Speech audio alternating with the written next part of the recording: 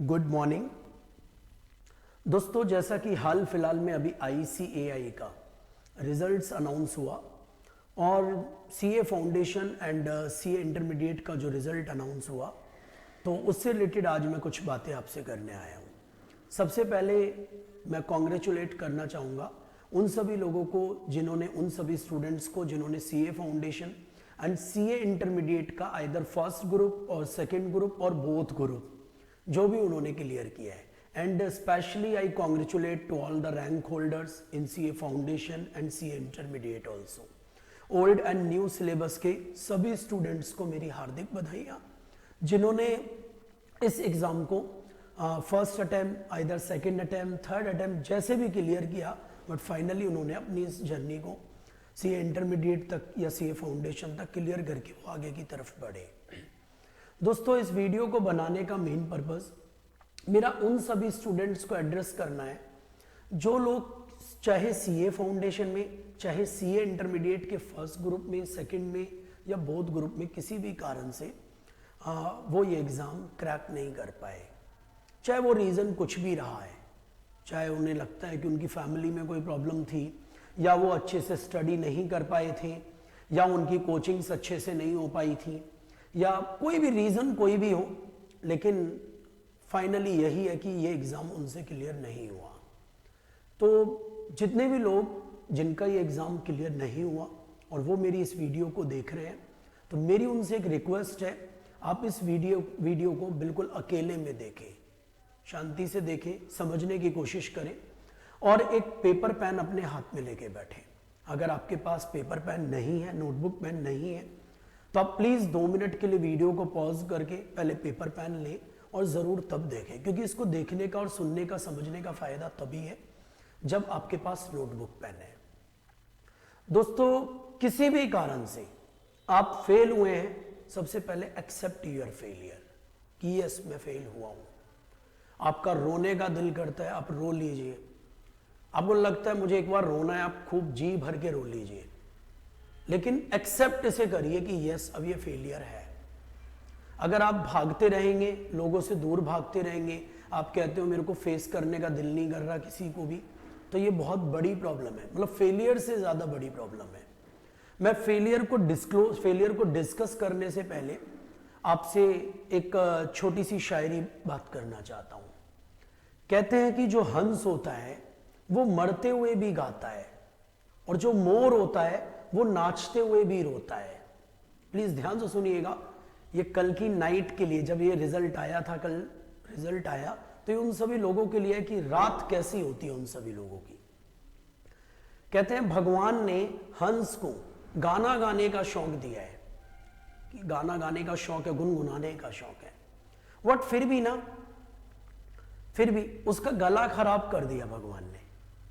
मतलब मीन्स जब वो गुनगुनाता है तो उसकी आवाज बड़ी फटी हुई आती है, बड़ी बेकार सी आवाज आती है उसकी, लेकिन फिर भी उसको शौक दिया है गाना गाने का। तो कहते हैं हंस मरते हुए भी गाता रहता है, मोर को ना खुदा ने शौक दिया है नाचने का। मोर को शौक है, वो नाचना चाहता है, वो नाचता रहता है, लेकिन मोर के ना पैर खराब होते हैं। जब भी वो अपने पैरों की तरफ देखता है तो उसे बड़ी प्रॉब्लम आती है कि यार मेरे पैर इतने खराब क्यों हैं। मोर को भगवान ने शौक दिया नाचने का, और उसके पैर खराब कर दिए। मीन्स मैं कहना चाहता हूं हर किसी के जीवन में ना कोई प्रॉब्लम है, कोई ना कोई समस्या है, और जब तक वो उसे एक्सेप्ट नहीं करेगा ना, जब तक आगे बढ़ना बड़ा मुश्किल है। मीन्स हंस मरते हुए भी गाता है, ये डेडिकेटेड है सभी जिनका कल रिजल्ट आया, सभी स्टूडेंट्स को। हंस मरते हुए भी गाता है, मोर नाचते हुए भी रोता है। अरे साहब, हंस मरते हुए भी गाता है, मोर नाचते हुए भी रोता है। ये सब उस कुदरत का खेल है, ये सब उस कुदरत का खेल है कि पास होने वाले को पूरी रात नींद नहीं आती। सर, पास होने वाले को भी पूरी रात नींद नहीं आती, और फेल होने वाला भी कौन सा यहां पूरी रात सोता है। प्रॉब्लम दोनों को है, ना दुखों की रात नींद आ रही है, ना सुखों की रात नींद आ रही है। एक्चुअली जब तक आप अपनी लाइफ में अपनी परफॉर्मेंस को इफेक्ट करता रहेंगे ना, जब तक इफेक्ट करते रहेंगे अपने सुख और दुख से, अपनी हार और जीत से, तब तक आप अपनी परफॉर्मेंस को अच्छे से नहीं कर सकते। मींस अगर आपको आज लगता है कि यार मुझे रोना है, रो लीजिए। अगर आपको लगता है हंसना है, आपका रिजल्ट जिनका अच्छा है उनको भी मैं बोल रहा हूं, जिनको लगता है ना यार आज वो खुशी मना लीजिए। जिनको बुरा लग रहा है, खराब रिजल्ट आया, वो खराब के दुख मना लीजिए। लेकिन इसे ना इतना लंबा मत खींचिएगा कि ये आपकी परफॉर्मेंस को आगे भी इफेक्ट करता रहे। अच्छा सच्ची सच्ची बताइए, अगर वो लोग भी मेरी वीडियो देख रहे हैं जो पास हुए हैं, जिनको अपनी एक्सपेक्टेशंस के अकॉर्डिंग रिजल्ट मिले हैं, या जो फेल हुए, दोनों के लिए मैं बोलना चाहता हूं, सच्चे बताना, आज के दिन की परफॉर्मेंस, कल रिजल्ट आया था आपका, और आज के दिन की परफॉर्मेंस, चाहे पास हुए आप, चाहे आपकी रैंक आई है, और चाहे आप फेल हुए हैं, दोनों ही केसेस में अपने आज के डे को नोटिस करके देखो। कल आपका रिजल्ट आया, बट आज के दिन को नोटिस करो कि चाहे आप फेल हुए थे, चाहे आप पास हुए थे, दोनों ही केसेस में आपकी परफॉर्मेंस इफेक्ट हुई होगी आज पूरा दिन की।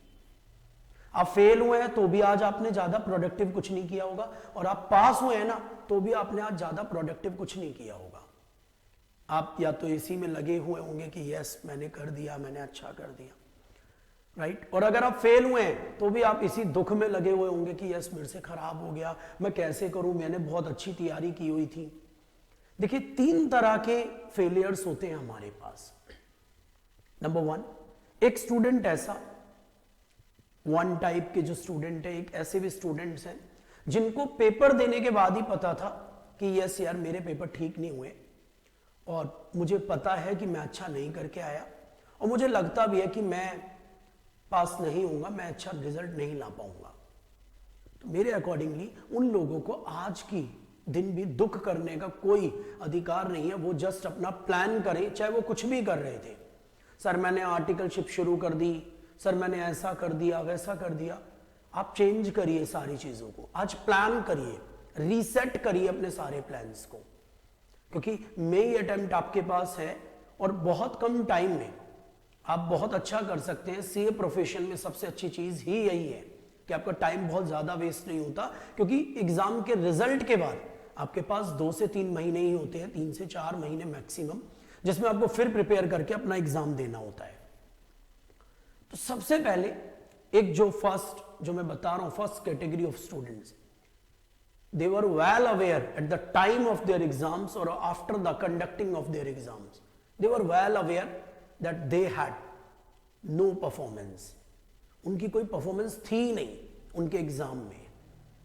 एक्चुअली मैं नहीं बोलूंगा बैड परफॉर्मेंस, मैं कहूंगा परफॉर्मेंस थी नहीं, वो जानते हैं, तो ठीक है वो आप परफॉर्म कर सकते हैं। अपना आज प्लान बनाइए, आज रात को सोने से पहले अपनी प्लानिंग्स करिए कि आपने कैसे पढ़ना है, क्या करना है। बहुत ज्यादा लोगों से मत पूछिए।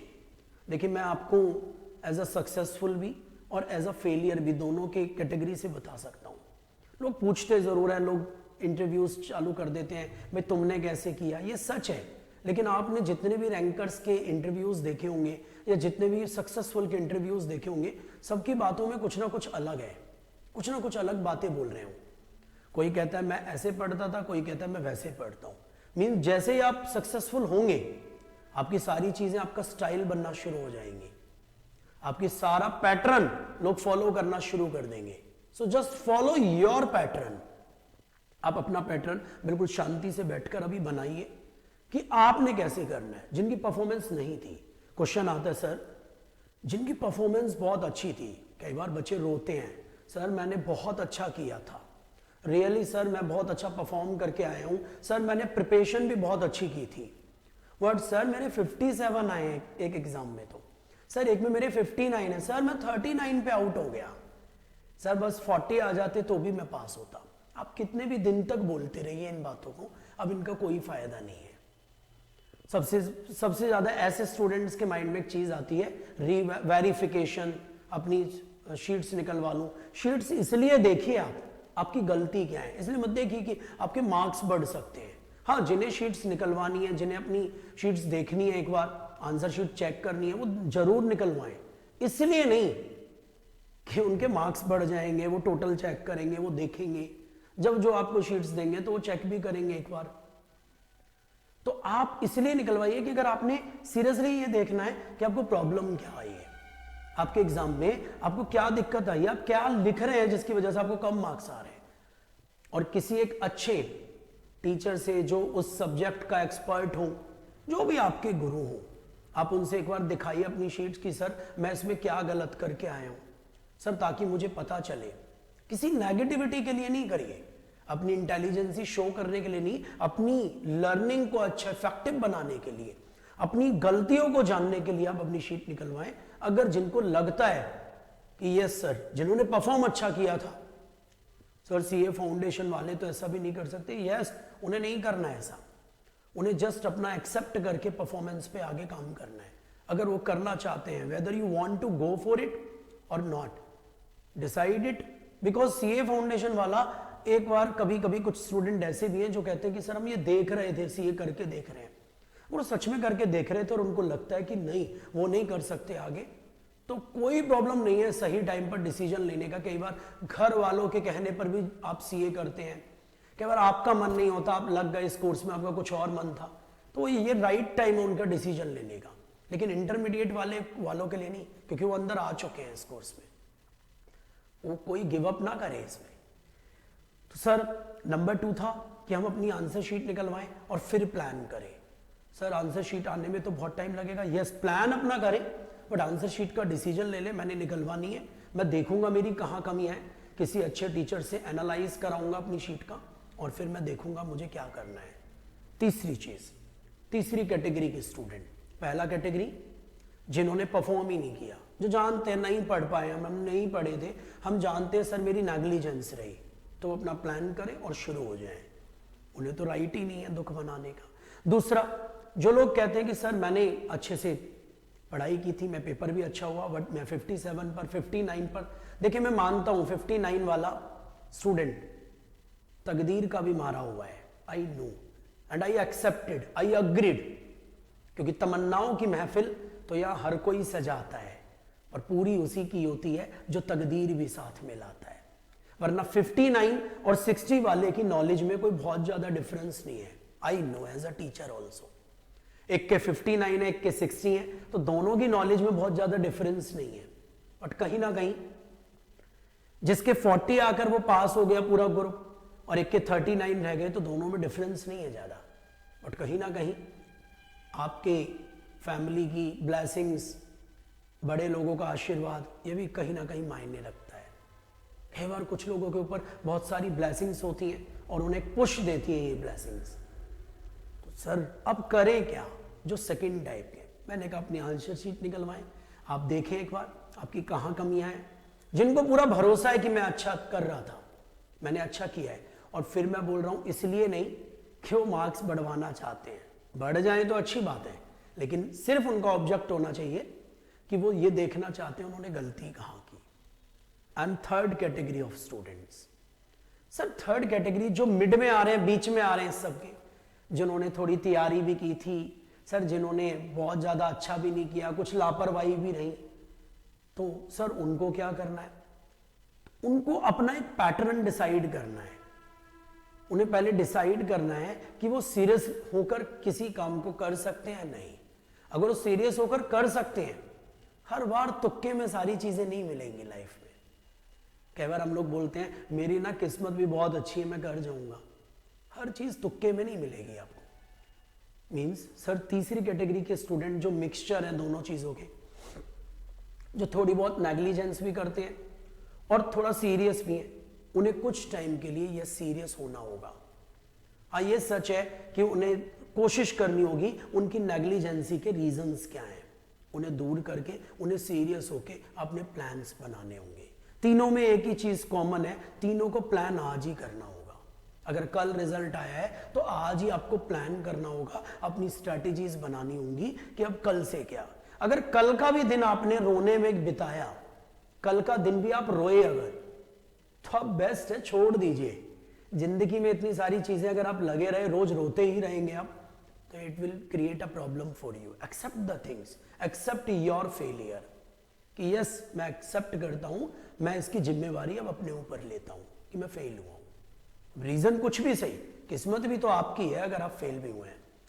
आप कहते हैं मैंने परफॉर्म अच्छे से किया बट मैं अपनी लक की वजह से फेल हो गया, तो वो भी आपका लक है, मेरा नहीं है।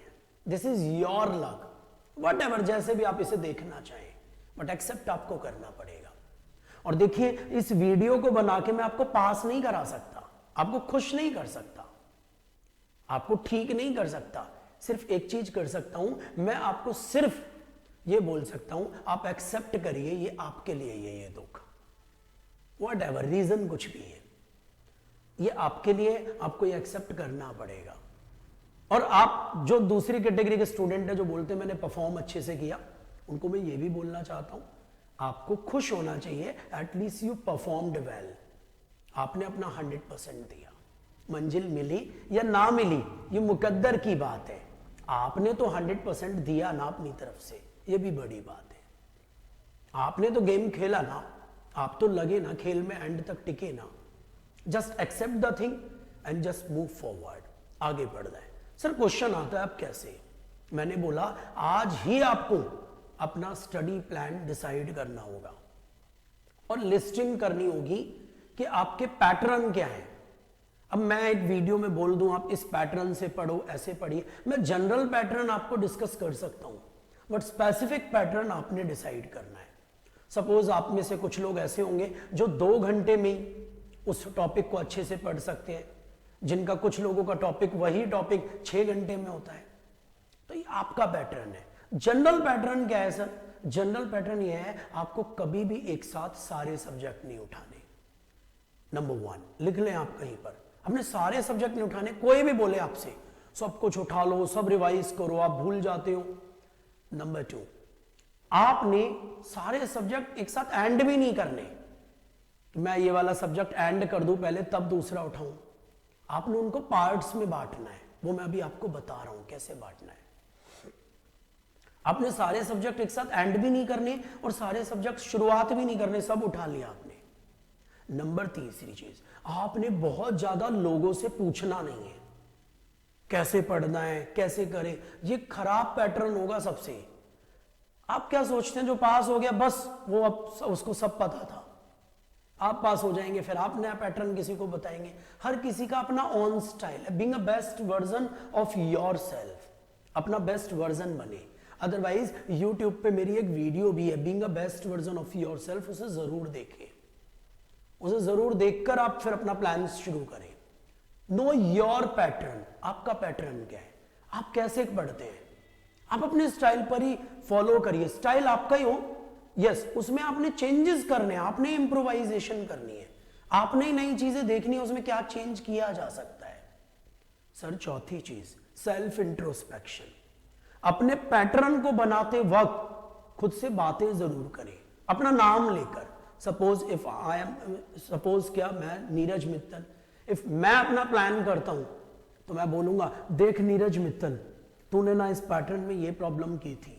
अपना पैटर्न बनाए।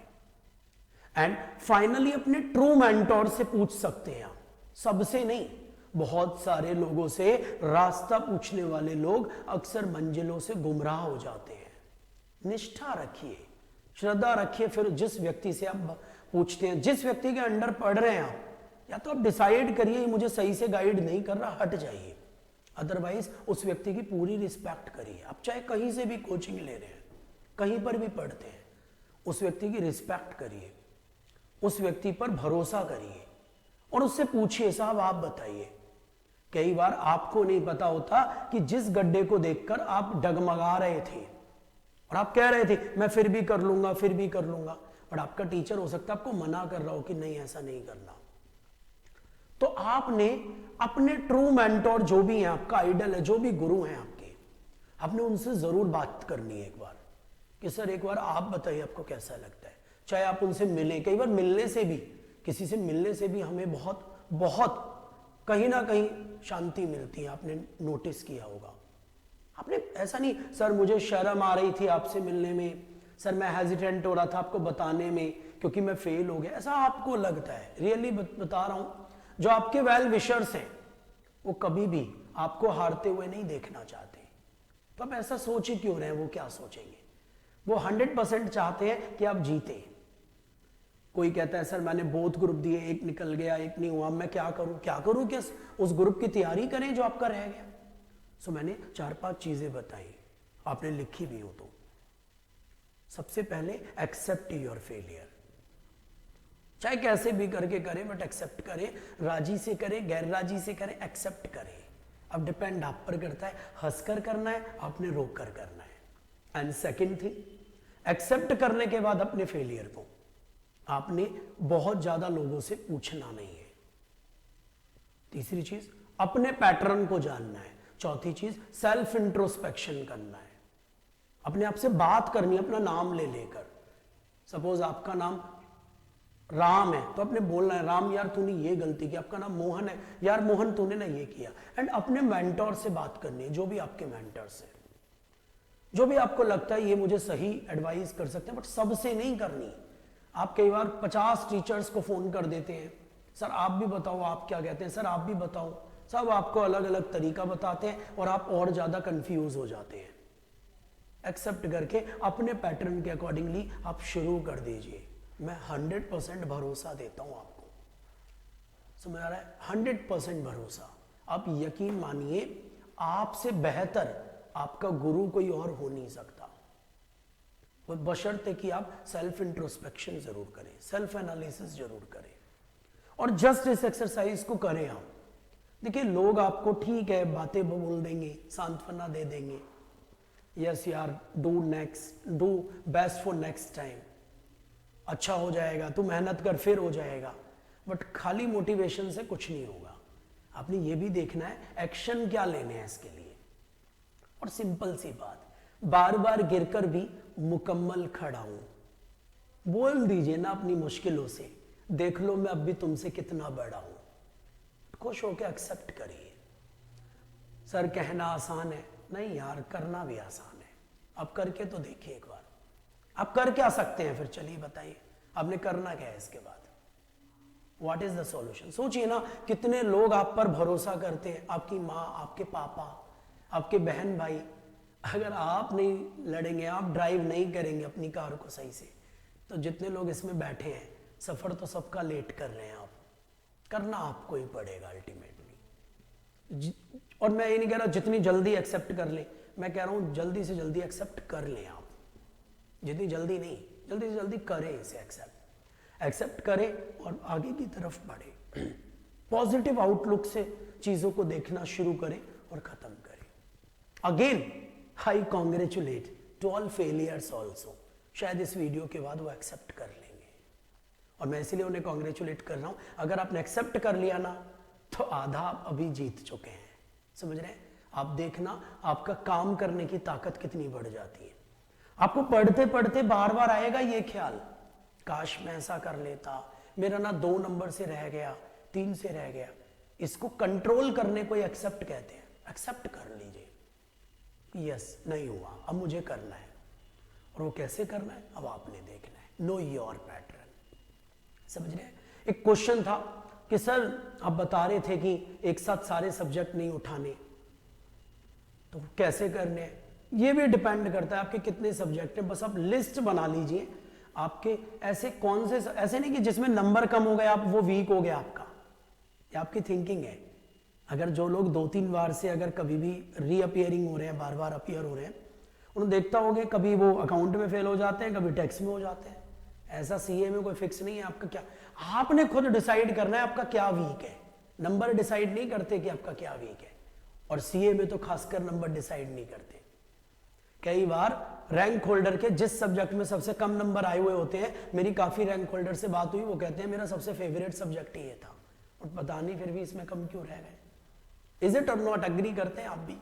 तो मैं क्या कहना चाह रहा हूं, मैं कहना चाह रहा हूं नंबर से डिसाइड मत करिए क्या वीक है और क्या स्ट्रांग है। डिसाइड करिए अपने आप से, मेरे ये सब्जेक्ट वीक है, ये स्ट्रांग है। वीक सब्जेक्ट के भी फिर पार्ट्स बनाइए। आपने किसी भी तरीके से पहले हर सब्जेक्ट के 5 टुकड़े करने हैं, वाइफरकेशन करना है, part A, part B, part C, part D, part E. किसी भी सब्जेक्ट को 5 टुकड़ों में हमेशा बांटना है आपने, समझ रहे हैं? और आपने ऐसे उठाने हैं जैसे 2 पार्ट, एक पार्ट में 3-4 चैप्टर्स कवर करने हैं। किसी भी सब्जेक्ट के, मतलब तकरीबन 20% सिलेबस मार्क्स वाइज कवर करना है आपने एक पार्ट में। तो सर सारे सब्जेक्ट ना उठाने का मतलब यही था, यस, किसी भी एक सब्जेक्ट का एक पार्ट उठा लीजिए, पार्ट ए मैं कंप्लीट करूंगा 4 दिन में, एंड दूसरे सब्जेक्ट का पार्ट बी करूंगा या पार्ट ए करूंगा 3 दिन में। बात समझ आ रही है? फिर दूसरे सब्जेक्ट, 2 सब्जेक्ट मैक्सिमम 3 सब्जेक्ट एक बारी में उठाएं आप। सर अगर हमारी कोचिंग्स भी चल रही हैं तो जो कोचिंग्स में आपका चल रहा है ना, उस होमवर्क को जरूर टाइम पर करें।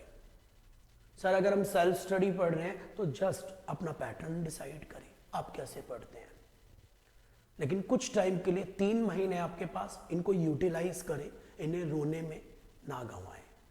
मैं श्योरली बोल रहा हूं, देखिए फिर मैं दोबारा बोलूंगा, जितने भी लोग सुन रहे हैं सब तो पास नहीं होते, अगर सब हो जाएं तो आईसीआई का रिजल्ट भी 100% आ जाएगा।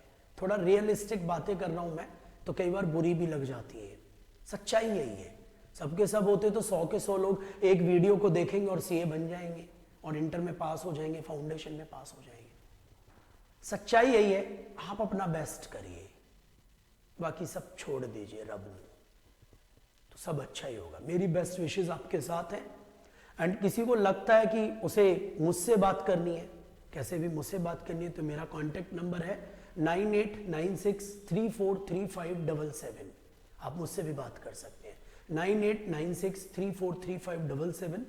और मैं अगेन कॉन्ग्रेचुलेट कर रहा हूँ जो लोग रिजल्ट में कल रह गए थे उन लोगों को, ताकि वो नेक्स्ट टाइम के लिए अच्छा तैयार करें अपने आप को। Thank you and all the best. अच्छे से तैयारी करेंगे, आप प्रॉमिस कर रहे हैं, चैट बॉक्स में ज़रूर लिखें अगर आपका ये प्रॉमिस है। Thank you so much.